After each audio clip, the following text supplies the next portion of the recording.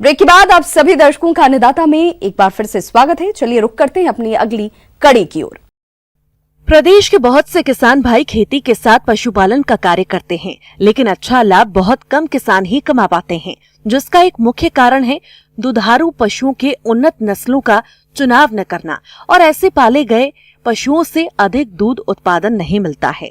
तो किसान भाइयों, यदि आप अपने क्षेत्र के हिसाब से नस्लों का चयन करके वैज्ञानिक तरीके से पालन करते हैं तो निश्चित ही आपको अधिक आय प्राप्त होगी। इसी कड़ी को आगे बढ़ाते हुए आज जानकारी लाए हैं गाय की थारपारकर नस्ल के बारे में, जिसका पालन कर आप अच्छा लाभ कमा सकते हैं, जिस पर बता रहे हैं कृषि विज्ञान केंद्र काजरी जोधपुर के पशु विशेषज्ञ डॉक्टर सुभाष कच्छावा। पशुपालन में बहुत अच्छी अच्छी नस्ल के पशु दिए हैं। जैसे अपने की गाय की बात करें हैं तो थारपारकर, जो कि ये जैसलमेर, जोधपुर और बाड़मेर में बहुत मात्रा में पाई जाती है। और इस नस्ल की सबसे बड़ी खूबी ये होती है कि सर्दी, गर्मी और सभी ऋतुओं में इनका उत्पादन पे ज़्यादा असर नहीं करता है, यानी ये यहाँ के वातावरण को अच्छी तरह से झेल लेती है, यह उनको सूट कर जाता है। थारपारकर गाय राजस्थान में जोधपुर और जैसलमेर में मुख्य रूप से पाई जाती है। थारपारकर गाय का उत्पत्ति स्थल मालानी है। यह गाय अत्यधिक दूध के लिए प्रसिद्ध है। राजस्थान के स्थानीय भागों में इसे मालानी नस्ल के नाम से जाना जाता है। देसी वंशज में थारपारकर का कोई मुकाबला नहीं है। पश्चिमी राजस्थान में इस गौवंश का प्रभाव अधिक है। थारपारकर नस्ल की गाय को दूर से ही पहचाना जा सकता है। आपने देखा होगा किसान भाइयों कि अपने यहाँ पे जो अमेरिकन गाय, HF गाय कहते हैं, उनका पालन बहुत संख्या में बढ़ रहा है। किसान इसको बहुत दुधारू नस्ल के रूप में अपना रहा है। और अपने यहाँ पे जो देसी नस्ल की गायें हैं उन दिनों दिन उनकी संख्या कम हो रही है। एज ए पशु चिकित्सक मैं ये आपको कहना चाहता हूँ कि अपने यहाँ की जो देसी नस्ल की गायें हैं, चाहे थारपारकर हो, चाहे राठी हो, चाहे कांकरेज हो, ये यहाँ के वातावरण को सूट करने के साथ साथ ही यहाँ के इसके उत्पादन बहुत अच्छा उत्पादन देती है। जैसे थारपारकर गाय कम से कम 6 से 8 किलो टाइम का दूध दे सकती है यदि आपने अच्छी नस्ल का पशु रख रखा है तो। शारीरिक स्वस्थता की दृष्टि से उत्तम होने के साथ ही सबसे कम खर्च में सर्वाधिक दूध देने वाली यह गाय क्षेत्रीय ग्रामीणों के लिए जीवन निर्वहन का संबल है। इसकी रोग प्रतिरोधक क्षमता बहुत अच्छी होती है। ये शारीरिक स्वस्थता की दृष्टि से उत्तम होने के साथ ही सबसे कम खर्च में सर्वाधिक दूध देने वाली गाय मानी जाती है। नर थारपारकर को सूखे के उद्देश्य के लिए अच्छा माना जाता है। ये जानवर सूखे और चारे की कमी की स्थिति के दौरान छोटे जंगली वनस्पतियों पर भी फल फूल सकते हैं। मैं पशुपालक भाइयों के, यदि आप देसी नस्ल के पशु खरीदते हो तो उसमें उत्पादन मीन्स दूध उत्पादन से मतलब है दूध उत्पादन अच्छा से अच्छा हो। दूध उत्पादन अच्छे से अच्छे होने के लिए आपको अच्छी तरह से ब्रीडिंग करनी पड़ेगी। ब्रीडिंग का तात्पर्य है कि यदि कोई आपके पास देसी नस्ल की गाय है और वो 4 किलो दूध दे रही है, आप चाहते हो कि उसके आने वाली जनरेशन, उसकी औलाद में अच्छी दूध की मात्रा हो, तो आप कृत्रिम गर्भाधान कराइए। और कृत्रिम गर्भाधान नहीं है तो नेचुरल सर्विसेज में सांड के बाद है तो उसका रिकॉर्ड होना चाहिए, तभी नस्ल सुधरेगी। अच्छी नस्ल सुधरेगी तो अच्छा दूध होगा, अच्छा दूध होगा तो अच्छी आमदनी होगी, अच्छी आमदनी होगी तो पशुपालक भाई उसकी रख रखाव भी ढंग से करेगा। ये थारपारकर गाय है, वैसे तो इसका कलर सफ़ेद होता है, मगर सर्दियों में इसकी एक खासियत है कि इसको ग्रेइश स्लेटी कलर्स आ जाता है। और ये स्लेटी कलर मेल में ज़्यादा आता है, फीमेल में कम आता है। और ये मीडियम साइज का पशु होता है। इसके सींग भी मीडियम होते हैं और इसके जो सींग के बीच में एक छोटा सा बोन का उभार होता है, उससे आप पहचान सकते हो। इसकी जो पूंछ है ज़मीन तक नहीं टिकी हुई होती है, उससे थोड़ी सी ऊपर होती है। और इसके अवाड़ा भी जो अडर कहते हैं उसको मीडियम साइज का होता है। तो इससे आप पहचान सकते हो कि ये थार फार करें। दूसरी गाय भी कुछ सफ़ेद होती है, मगर उनके सिर को देख के आप पहचान सकते हो कि आप ये थार फार कर है कि नहीं। आपके पर्टिकुलर इसके मीडियम साइज के सींग होंगे और स्टफी आप कॉम्पैक्ट टाइप होंगे, और वो आउटवर्ड और अपवर्ड की तरफ होते हैं, तो इससे आप पहचान सकते हैं। तो मैं पशुपालक भाइयों को ये कहना चाहता हूँ कि अपने यहाँ पे जो देसी नस्ल के पशु है, चाहे वो गाय है, चाहे भैंस है, चाहे भेड़ बकरी है, उनको अपनाएं, उनका लालन पालन और उनकी अच्छी ब्रीडिंग करके ज़्यादा से ज़्यादा उत्पादन ले सकता है। आगे और भी है खेती बाड़ी से जुड़ी हुई बहुत सी रोचक जानकारियां, पर यहां रुकेंगे एक छोटे से ब्रेक के लिए, जल्द होंगे हाजिर।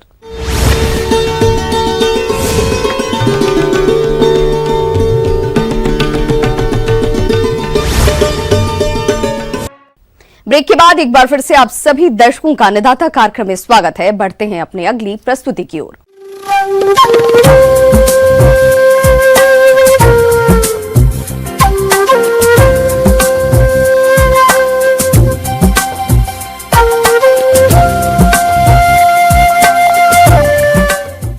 मौसम के अनुसार प्रबंधनों पर टिकी है आपकी खेती बाड़ी, और इसीलिए मौसम पूर्वानुमान और उस पर आधारित साप्ताहिक कृषि सलाह इस प्रकार है।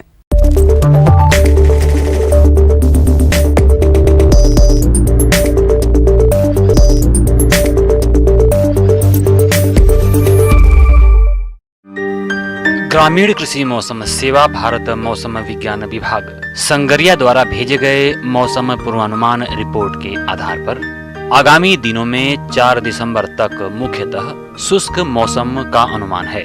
3 दिसंबर तक बादलों की आवाजाही तथा बारिश नहीं होने के आसार हैं। 3 दिनों में अधिकतम तापमान 25 से 28 डिग्री सेल्सियस और न्यूनतम तापमान 9 से 10 डिग्री सेल्सियस रहने का अनुमान है। सापेक्षिक आर्द्रता 13 से 26% हो सकती है। हवा की औसत गति 3 से 5 किलोमीटर प्रति घंटे हो सकती है। ऐसे में इन क्षेत्रों के किसान भाइयों को सलाह दी जाती है कि तापमान कम होने लगा है, इसलिए नए बागों में लगे पौधों को ठंड से बचाना आवश्यक है। नए लगाए गए और छोटे पौधों के ऊपर बाजरा या सरकंडे की झोपड़ी बनाएं और पूर्व दक्षिण दिशा में खुला रखें, ताकि पौधों को सूर्य की रोशनी मिल सके। पाले से बचाव के लिए बागों में उचित नमी बनाए रखें। गेहूं की पछेती बुआई 25 नवंबर से 15 दिसंबर तक कर सकते हैं। सबसे उपयुक्त समय 25 नवंबर से 7 दिसंबर तक है। पिछेती बुआई के लिए सिफारिश किस्में DVW 90, राज 3777, राज 3765, PVW 373। बीज की मात्रा 35 किलोग्राम प्रति बीघा रखें। कतारों की दूरी 18 से 20 सेंटीमीटर रखें तथा बुआई 3 से 4 सेंटीमीटर से अधिक गहरी न करें। गेहूं में फफूंद रोग की रोकथाम के लिए कार्बोक्सिन 37.5% और थायरम 37.5% के मिश्रण की 2 ग्राम मात्रा प्रति किलोग्राम बीज की दर से बीजोपचार करें। सरसों की फसल में नाइट्रोजन की शेष आधी मात्रा 9.4 किलोग्राम यानी 21 किलोग्राम यूरिया प्रति बीघा पहली सिंचाई के समय टॉप ड्रेसिंग करके दी जाए। देरी से बुआई की गई सरसों की फसल के लिए 11 किलोग्राम यानी 24 किलोग्राम यूरिया प्रति बीघा देवें। पहली सिंचाई से पहले और बाद में निराई गुड़ाई करें। जहां पर फसल सघन हो वहां पौधों की छटनी करना आवश्यक है। पौधे से पौधे की दूरी 15 सेंटीमीटर रखें। छटाई का कार्य पहली सिंचाई से पहले करना अधिक उचित होता है। जौ फसल की बुआई पूरे नवंबर माह में कर सकते हैं। जौ में आवृत कंडवा एवं धारी पत्ती रोग से फसल को बचाने के लिए बीज को बोने से पहले 2 ग्राम फफूंदनाशी या 2.5 ग्राम मैंकोजेब या 3 ग्राम थायरम प्रति किलोग्राम बीज की दर से उपचारित करें। जौ की फसल की बुआई के लिए सिफारिश किस्में RD 2052, RD 2035, RD 2660, RD 2552, RD 2592, RD 2624 और माल्ट किस्मों में RD 2503, DW RUB 52 का उपयोग करें। लगातार शुष्क मौसम को देखते हुए किसान भाई सब्जियों में जरूरत के अनुसार सिंचाई करें। आलू के पौधे की ऊंचाई यदि 15 से 22 सेंटीमीटर हो जाए तो मिट्टी चढ़ाने का कार्य करें अथवा बुआई के 30 से 35 दिन बाद मिट्टी चढ़ाई का कार्य संपन्न करें। वर्तमान मौसम प्याज की बुआई के लिए अनुकूल है। बीज की मात्रा 10 किलोग्राम प्रति हेक्टेयर रखें। बुआई से पहले बीज को कैप्टान 2.5 ग्राम प्रति किलोग्राम बीज की दर से उपचारित करें।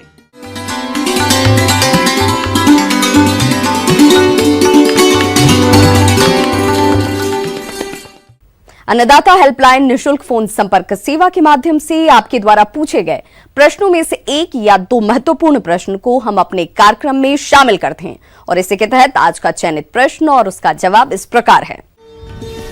आज की अन्नदाता हेल्पलाइन में हमने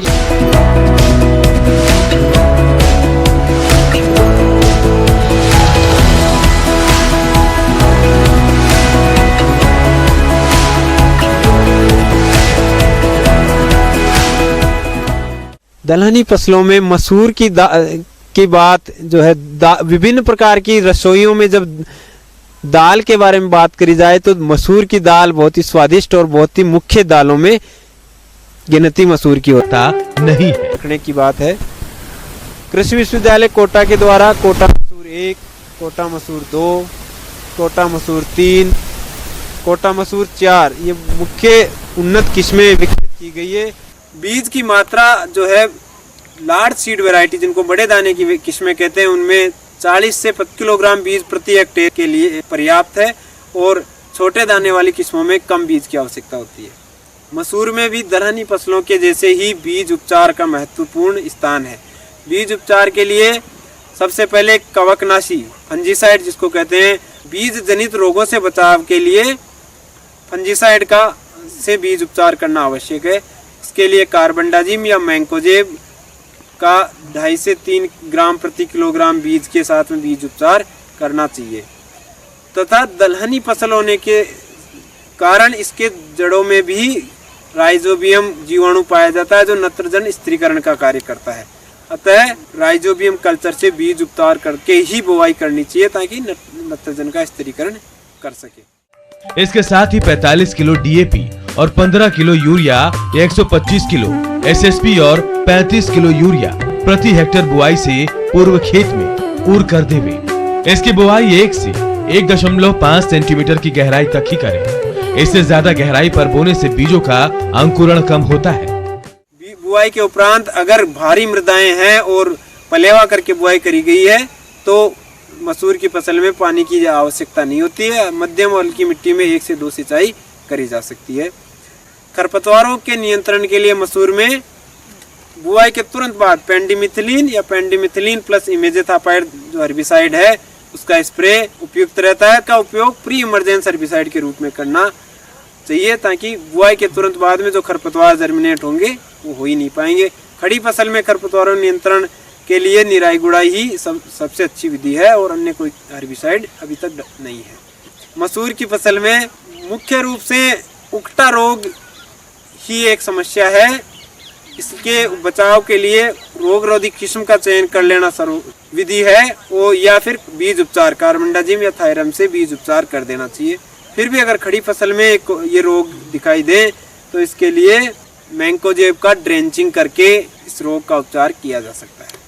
इसके उपरांत मसूर की फसल में अन्य विशेष सावधानी की आवश्यकता नहीं रहती है क्योंकि दलहनी फसलों में बहुत कम मैनेजमेंट की आवश्यकता रहती है। बहुत ज़्यादा रोग बहुत ज़्यादा कीड़ों का प्रकोप इन फसलों में नहीं होता है। मसूर की फसल के उन्नत जो किस्मों की पैदावार 15 से 20 क्विंटल प्रति हेक्टेयर तक उपज ली जा सकती है तथा इस फसल में अन्य फलियों को झड़ने की तथा अन्य कोई समस्या नहीं होने के कारण किसान के लिए बहुत ही लाभप्रद दलहनी फसलों में से एक है तथा इनके भाव भी बाजार में बहुत अच्छे रहते हैं। अगर किसान भंडारण करना चाहे तो उचित नमी पर भंडारित कर सकता है या फिर बाजार में बेच सकता है। इसके अलावा दलहनी फसलों में दाल बना के भी किसान बेच सकता है।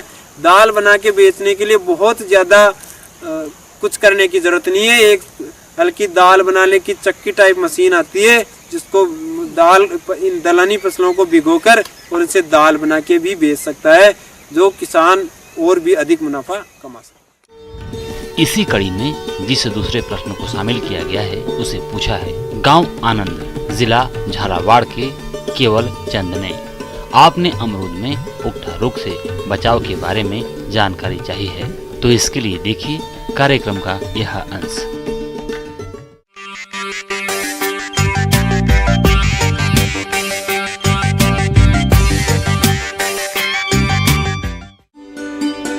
उकठा रोग फ्यूजेरियम फंगस से फैलता है।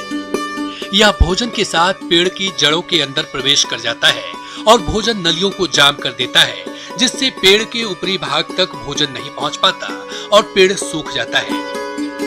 अमरूद के उत्पादन में यह सबसे बड़ी समस्या है। इसमें शाखाएं ऊपर से सूखनी शुरू हो जाती है और पूरी सूख जाती है। बाद में पूरा पौधा सूख जाता है। पौधों में रोग लगने पर इसका कोई निदान नहीं है, लेकिन ट्राइकोडर्मा विरिडी को गोबर की खाद के साथ मिलाकर खेतों और पेड़ों की जड़ों में प्रयोग करने से इसका प्रकोप कम किया जा सकता है। आमतौर पर ट्राइकोडर्मा विरिडी की 5 किलोग्राम मात्रा को 40 से 50 किलोग्राम गोबर की खाद या वर्मी कंपोस्ट के साथ मिलाकर उसमें हल्का पानी सींचकर प्लास्टिक की बोरी से 10 से 15 घंटे तक ढक देते हैं और उसके बाद थैलों और पौधों की जड़ों के पास इस मिश्रण को डालते हैं। इस रोग से बचाव के लिए अमरूद की उकठा रोग रोधी किस्मों का चयन करें। यह रोग मिट्टी जनित है, इसलिए पौधा रोपाई के पूर्व मिट्टी को फॉर्मेलिन दवा से निर्जीवीकृत करना चाहिए। अमरूद के बागों में अधिक समय तक पानी का जमाव नहीं होने दें। बरसात के मौसम में पौधों के तनों के पास मिट्टी अवश्य चढ़ा दें। साथ ही मिट्टी जांच के आधार पर संतुलित मात्रा में उर्वरकों का प्रयोग करें। किसान भाइयों, अन्नदाता आपकी सेवा के लिए संकल्परत है। कृषि संबंधित समस्या और सुझावों के लिए आप हमें इस पते पर संपर्क कर सकते हैं। प्रोड्यूसर अन्नदाता, news 18 Rajasthan, Ramoji film city, Hyderabad 501512। साथ ही आप हमें ईमेल भी कर सकते हैं। हमारा ईमेल आईडी है p18annadatarajasthan@news18.com। इसके अतिरिक्त आप हमें निःशुल्क हेल्पलाइन नंबर पर सोमवार से शनिवार सुबह 10 से शाम 4 बजे के बीच संपर्क भी कर